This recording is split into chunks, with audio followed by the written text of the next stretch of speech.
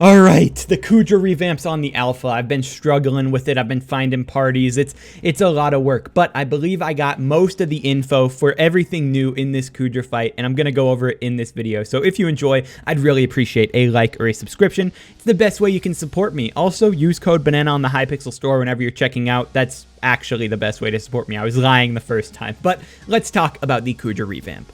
Whenever you spawn in on the Crimson Isle, you're actually able to preview the new perk shop because the perk shop has been completely altered. No longer is it just the 2 rows of perks with stuff. Now there is actually 4 classes, and they aren't like dungeon classes where you need levels for them, but you are only going to be able to select one yourself in the run for what you're actually going to do, and each of them have a bit of a specialized thing. Cannoneer is basically the majority of the old perks. You're going to master the power of the cannon. You're going to specialize on clearing out flying enemies and kraken tentacles. Cannoneer is really, really good. I'm going to point out right now, dropships have a lot of health. It spawns like 5 dropships at a time when you're later in the run. Having a good Cannoneer with just all of these perks maxed out, you're going to absolutely shred everything you're shooting at. The Cannoneer was just sitting there shooting tentacles and dropships in my last burning run that I did, and it was just free. He's really good. This is what you want to do if you just want to sit still and shoot things. Crowd control, I wouldn't say is as good. This is something where you are just able to deal more damage to mobs. It's obviously solid. The protective aura thing is really nice for making sure your boys live. But this one is literally, it's as basic as it gets. It's protecting your team, it's damaging mobs, it's getting a little bit of freezing whenever you kill an enemy. This is just a class that exists if you're just dealing damage on enemies and helping out the boys. Specialist is based on the majority of the new stuff in Kuudra. Specialist is going to help you do all of the new things a little faster, and this is going to be one of the most useful classes. Having steady hands or ballista mechanic or Kuudra slayer. All of these are going to make it so you can kill Kuudra faster because you're going to be able to do specific things faster that I'm going to go over in a sec, but that is specialist. Last but not least, you got support. Support, obviously, super useful. I think all 4 classes are pretty good. But support, you need this. You got the healing aura. You got mana aura, which is amazing. You increase everyone's mana regen. That's solid. Faster respawn, and you can revive people with tokens. So seriously, it's just a support class. It may seem boring, but it's useful. It's definitely useful. When it comes to the other things in the shop, you have human cannonball, which means you get to climb into a cannon and get shot out. You can get around, or you can fly around into Kuudra's mouth. I haven't actually bought this myself, but seems pretty cool. I'll definitely check it out eventually. You got the auto revive that you already could purchase, and then there's L's lava rod and L's pickaxe, which are both useful for doing the tasks that you have to do in Kuudra to actually kill it.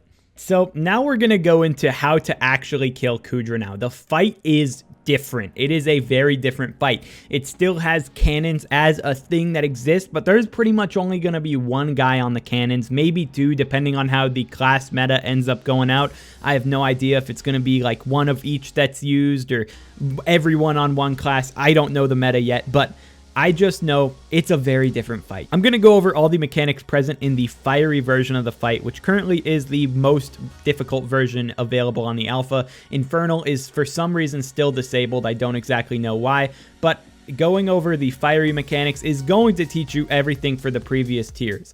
I believe that the majority of the mechanics are the same on every tier, but I didn't play much of basic, and I've played like 3 fiery runs. So I'm just going to go over all the things that you got to know for a fiery run, and it should teach you everything for the earlier tiers as well. Loading in, you're going to see the arena's bigger. There's 2 cannons on the sides of the map, and the perk shop is now more towards the spawn. It's going to be the perk shop I just showed off. It's going to have all the things in there. And the fight is going to begin by L's bridge getting blown up, but L's going to survive this time. She's going to live. She's going to teleport off of it, and all of her supplies that she had on the bridge are going to scatter into the lava, and you need to fish those out. You need to use a magma rod to go and fish, and then you stand right next to the thing and collect it. One annoying thing, tentacles are going to stop you from grabbing these. Tentacles are going to try and scoop you up and throw you across the map. So you have to kill the tentacles, but you can kill tentacles with everything. I was finding great success with mage, but cannons are going to be really good. Cannons are going to be the main way you kill tentacles throughout the run, and you just have to kill tentacles, pick up 6 of the things, and bring them into the center. Whenever you pick up one of these supplies, you can't damage any mobs, and it's going to spawn mobs whenever you pick them up. So definitely have at least one guy trying to defend the people bringing in the supplies.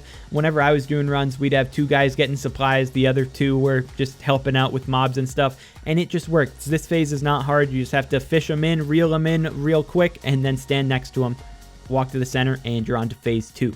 The second phase is building the ballista. You do this by shift left clicking on the supplies that you just brought into the center. You actually left click on the menu above the supplies, not the item, but you have to get all 6 of them to 100%. The percentage is decreased by mobs hitting them or by tentacles slamming down on them. So you got to kind of do it pretty fast, and you got to make sure that mobs aren't going to destroy all your progress 24/7. So having like the crowd control guy killing mobs and the cannoneer trying to shoot some tentacles, that can definitely work at making this faster and making it work better. But you just kind of have to chaos it until you get up to max percent. Definitely have your specialist be one of the people who's building, because they have that build perk. It's super useful. But yeah, just build the things by clicking on it, and you're on to the final phase. Final phase, all right? This is complex. I've tried to explain it a bunch of times. I feel like I miss something every time, but it's not actually that hard, okay? So it boils down to using the ballista to shoot Kuudra in the face and kill Kuudra. But the way that you shoot the ballista, you can't just immediately do it, okay? So you have to pick up these energy cells that are exactly the same as the chests in the first part, and you just have to fish them up and stand next to them. It's pretty standard. It's how you did the rest of the fight, and it works still because that's how it's meant to work. You just have your cannoneer helping you kill tentacles, and you're just collecting 5 of those and bringing them into the center to get the ballista at 100% charge. With the ballista at 100% charge, you can then have someone enter Kuudra's stomach.